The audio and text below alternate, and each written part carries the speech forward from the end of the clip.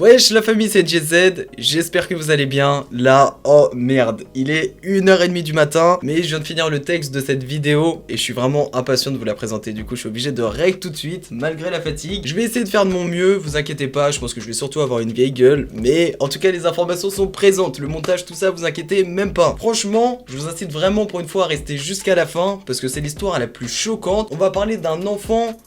Je vais rien vous dire, c'est quoi, je vais rien vous dire, vous allez voir, franchement c'est grave sombre. Comme d'habitude, tu balances ton like, tu t'abonnes à la chaîne et t'actives les notifications car c'est très important. Venez me follow sur mon compte perso, allez follow le poteau Squidep, il fait du bon taf et il nous aide pour les vidéos sur Chicago, il nous donne vraiment de très bonnes informations. Et venez sur mon compte actualité, 3 actus par jour, rap français, rap américain, rap chinois, suédois, ce que tu veux. Aussi, je voulais vous dire que sur Instagram et sur Discord, il y a beaucoup d'exclus qu'on peut pas mettre dans les vidéos. Franchement, allez voir, il y a un onglet sur Discord, il s'affiche à l'écran.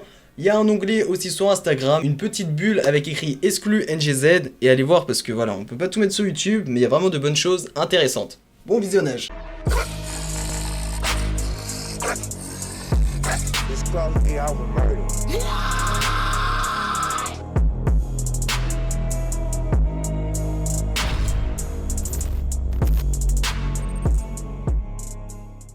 Donc pour commencer, Robert Sandiffer, alias Yumi, est un enfant de Chicago, à Roseland plus précisément. Il est né le 12 mars 1983 à Chicago. Son surnom a été choisi car c'était un enfant qui aimait bien les bonbons et il faisait 1m37 pour 39 kg.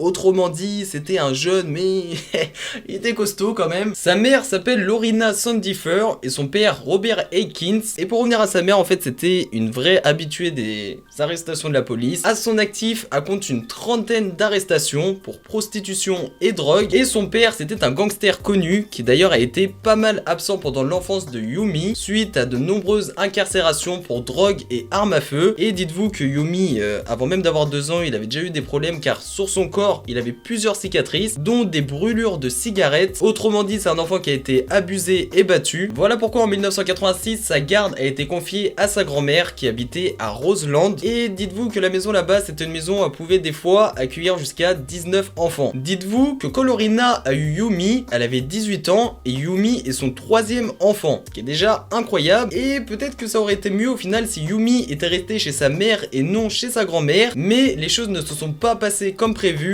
Et au final, Yumi, quelques temps après, s'est créé une réputation de gangster violent. Dans le sud de Chicago, à Roseland, qui est l'endroit où habitait sa grand-mère, Yumi a rejoint les Black Disciples très jeune. Avant ses 8 ans, son set était appelé 8 Ball et existe encore aujourd'hui. Pendant sa vie, Yumi était accusé de 23 crimes et 5 délits, mais vu son jeune âge, il n'a jamais vraiment passé beaucoup de temps en prison. Durant un test psychiatrique, des tests ont été passés sur Yumi, et en fait, il devait finir une phrase qui commençait par « je suis », et forcément, il devait donner la suite.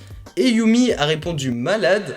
Du coup, à partir de ce moment-là, il a été considéré comme quelqu'un qui débordait d'émotions, mais aussi quelqu'un d'impulsif et d'imprévisible. À ses 8 ans, en plus d'être entré dans un gang, il avait aussi quitté l'école et enchaîné les délits, c'est-à-dire des vols où il rentrait par effraction dans des maisons. Mais il avait aussi des tatouages, dont un sur son avant-bras droit, avec écrit BDN pour Black Disciple Nation. Et à son décès, plus de 49 cicatrices ont été retrouvées sur son corps, alors qu'il n'avait seulement que 11 ans. Je sais pas si vous êtes au courant, mais à cette époque, en fait, les Black Disciples étaient déjà en guerre avec les gangsters disciples. Yumi a donc approché un groupe de jeunes à la 10758 South Parry Avenue. Et il a demandé à Kenta Boyten de quel gang il faisait partie, sauf que ce dernier lui a clairement dit qu'il faisait partie d'aucun gang. Donc Yumi a sorti un 9 mm semi-automatique et l'a allumé à bout portant. Résultat, il a touché à l'estomac et à la moelle épinière, mais la victime a réussi à s'en sortir après plusieurs mois d'hôpital et il a mis plus de 8 mois pour réussir à remarcher. En 1994, les grands de Yumi l'ont emmené tirer sur des rivaux dans le quartier où il vivait pour une espèce d'initiation. Il a touché un jeune à la main et a éliminé par accident Shevan Dean d'une balle dans la tête. Ce dernier avait 14 ans et a reçu la balle à 9 mètres de chez lui. Yumi a été identifié et même s'il n'a pas forcément fait exprès d'éliminer cette personne, le mal est fait. Du coup, il était recherché par tout le monde. Les officiers de police, l'unité des crimes de gang, les détectives et le FBI. Mais surtout par les patrons des Black Disciples. Et là, ça rigole pas. Yumi était vraiment le plus jeune des Black Disciples, mais aussi la plus grande menace, car les hauts gradés avaient plutôt peur que si un jour il se faisait arrêter, il balançait tout. Mike Griffin, un enfant de 14 ans mais aussi un ami à Yumi, l'a aperçu à côté d'une maison abandonnée. Donc là je vous parle de Yumi, hein, c'est lui qui a été aperçu. Il l'a rejoint et a décidé d'appeler un taxi.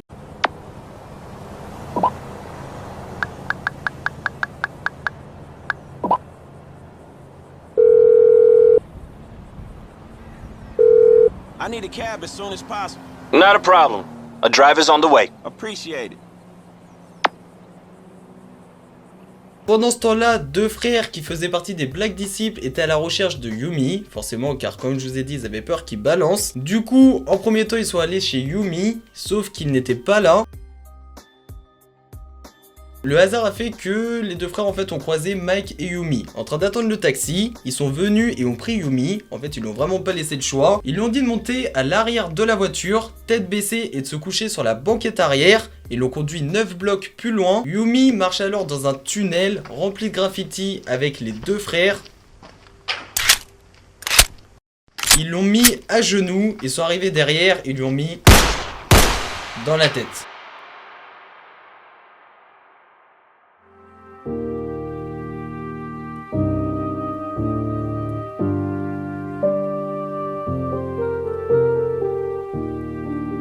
Yumi a été retrouvé sans vie dans ce tunnel avec son t-shirt avec un dessin animé Tasmanian Devil et a été déclaré éliminé par son gang le 1er septembre 1994. Et quand je vous parle de son gang, c'est aussi celui qui l'a emmené tirer en fait. À ce moment-là, il avait 11 ans et c'est la 637e personne qui a été éliminée en 1994 car durant cette année, en tout plus de 980 personnes ont connu la même chose. Au total, plus de 400 personnes ont participé à son enterrement et les deux frères qui l'ont éliminé la même année ont été arrêtés et reconnus coupables en 1994, si jamais t'as pas suivi. Aujourd'hui, le tunnel est condamné, le béton recouvre un côté et l'herbe envahit l'autre côté, ce qui fait une espèce de tombe. Un des deux frères a été jugé comme le principal éliminateur de cette histoire et il a pris 60 ans de prison mais il sortira en 2022. Son frère Derrick lui est sorti il y a 3 ans, soit en 2016 après avoir été condamné à 45 ans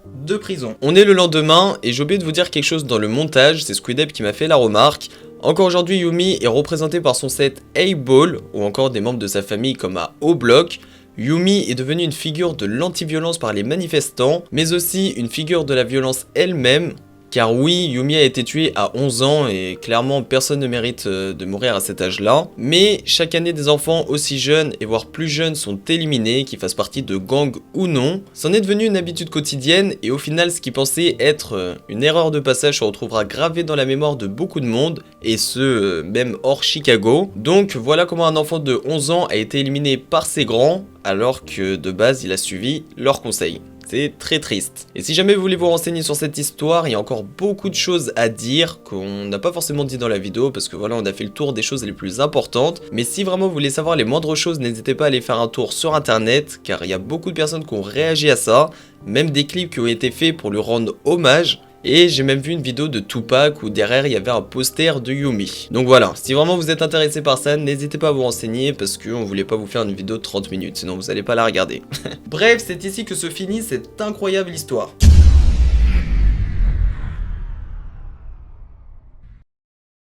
Mais restez jusqu'à l'outro, j'ai un truc à vous dire. C'est la fin de la vidéo, j'espère vraiment qu'elle vous aura plu. Comme d'habitude, balance ton like, abonne-toi à la chaîne et active les notifs. Tu connais la chanson. Allez suivre le poteau Squidep qui fait du bon taf et qui nous donne des histoires incroyables. Je vous ai dit, là il est quelle heure? Il est 2h et quelques du matin. Je suis vraiment fatigué, j'ai envie d'aller dormir, mais j'aime tellement cette putain de série que... Fuck le sommeil, on en a rien à foutre. Allez, c'est parti, on enchaîne. Venez sur Discord, il y a beaucoup d'exclus. Sur Instagram, pareil, dans les onglets. Tout est dans la description. Si vous avez d'autres noms à nous proposer pour la suite, n'hésitez pas à nous le dire dans les commentaires. Après, je sais qu'il y en a beaucoup qui me disent de parler de d'autres personnes qui ne viennent pas de Chicago. Mais le problème, c'est que Squidep, il est surtout dans Chicago. Après, moi, de mon côté, je vais essayer de vous préparer un truc bien sombre qui vient d'ailleurs. J'espère que la vidéo vous a plu. Partagez au maximum. Je veux vraiment que vous faites exploser cette vidéo. Parce qu'il y a une certaine morale dans cette histoire, tu vois, au final, il a suivi les gangs et il était éliminé par son gang. Enfin, tu vois, il y a beaucoup de choses à retenir. Je pense que voilà, ça fait pas mal réfléchir. C'était NGZ, rendez-vous bientôt. Merci à toi d'avoir suivi. Gang! Tout pour le gang. Sombre dans le game, c'est NGZ. Abonne-toi si t'as kiffé. Et lâche un like pour tout niquer.